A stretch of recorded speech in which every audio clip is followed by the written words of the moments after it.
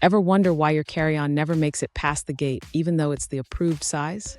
Why some passengers stroll on board like VIPs while yours gets yanked away?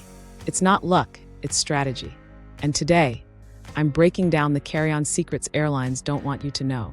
Welcome back to FlyWise, where we reveal the travel secrets airlines hope you'll never find out.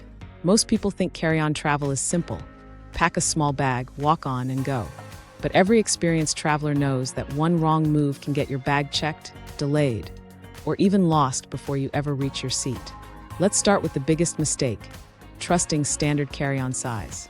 Every airline has a slightly different limit, and some purposely shrink it by an inch just to catch you off guard.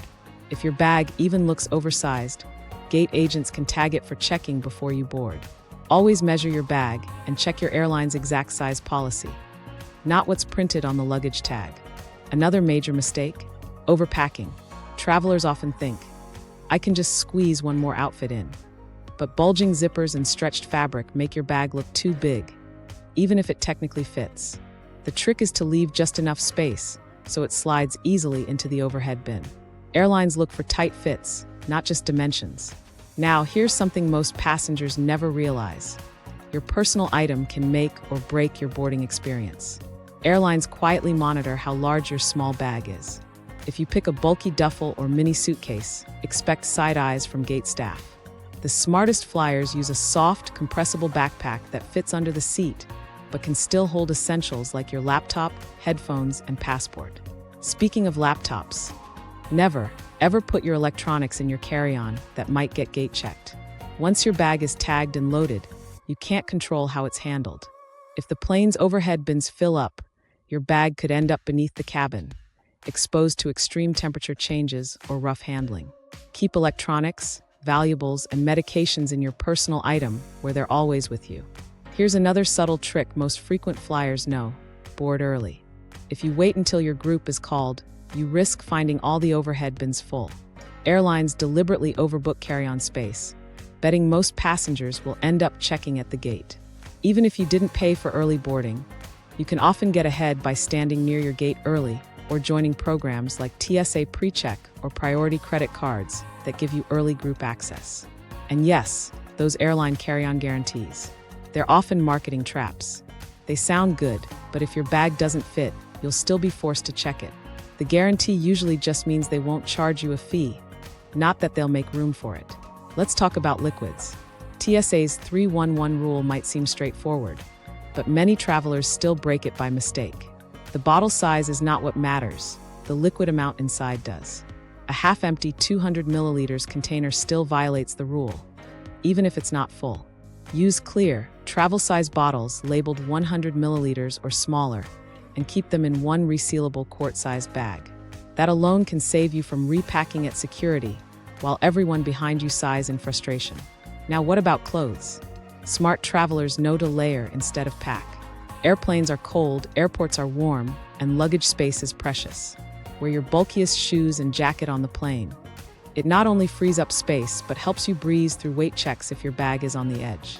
Some travelers even wear travel vests with multiple pockets to carry extra items like chargers, snacks, or even a small camera. Here's another overlooked hack: rolling versus folding. Rolling clothes tightly saves space and prevents wrinkles better than folding.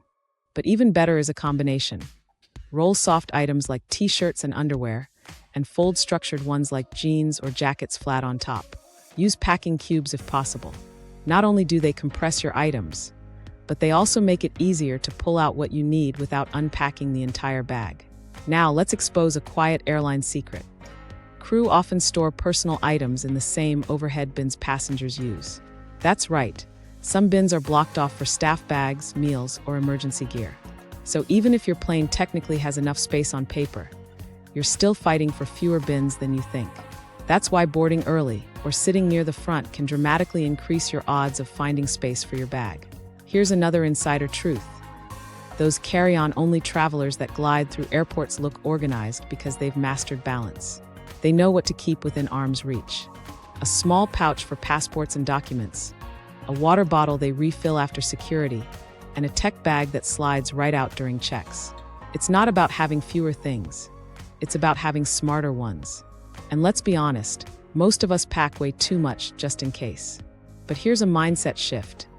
Pack for 80% of your trip, not 100%. Almost every destination sells basics like toothpaste, socks, or sunscreen. Save your space for the things you can't replace easily. Your prescription meds, work gear, or specific outfits for events. Another secret many frequent flyers swear by. Use a carry-on that looks professional and compact.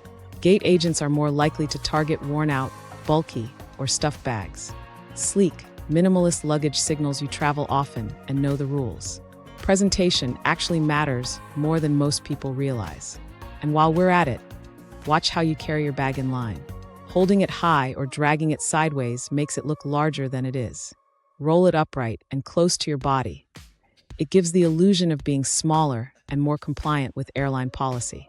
Subtle psychology can save you a checked bag. Here's one more underrated hack. Always keep a change of clothes and essentials in your personal item. If your bag is gate checked and delayed, you'll still have what you need to survive the first 24 hours. Toothbrush, underwear, phone charger, one outfit. You'd be surprised how many travelers end up wearing the same clothes for 2 days because their carry-on didn't actually carry on. Let's talk about food and drinks. You can bring solid snacks through security, like sandwiches, nuts, or protein bars. But any liquids, even soup or yogurt, will get flagged. The trick: freeze them first. TSA allows frozen liquids as long as they're solid when screened. It's how flight attendants sneak in homemade meals without issue. And if you're wondering about those duty-free liquids, here's the truth. If you have a connecting flight, you might lose them. Even though they're sealed, they may not meet the second airport's liquid rules. So unless your final destination is your first landing, skip buying that giant bottle of perfume or liquor until you arrive. Now let's clear up one last myth.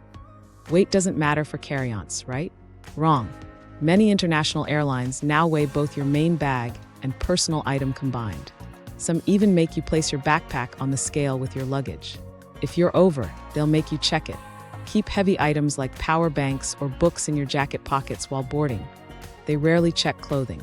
Finally, let's wrap it all together. Smart carry-on travelers aren't just lucky, they plan. They know their airline's rules, pack like engineers, and move like pros. They don't argue at the gate, panic over space, or lose their essentials. They glide through airports with confidence because they've learned the system. If you've ever had your bag taken at the gate, lost your essentials mid-flight, or spent half your trip searching for what you packed, it's time to change how you travel. Because once you understand how carry-on travel really works, you'll never see flying the same way again. Travel smarter, pack lighter, and next time you fly, remember, it's not about how much you bring, it's about how well you bring it.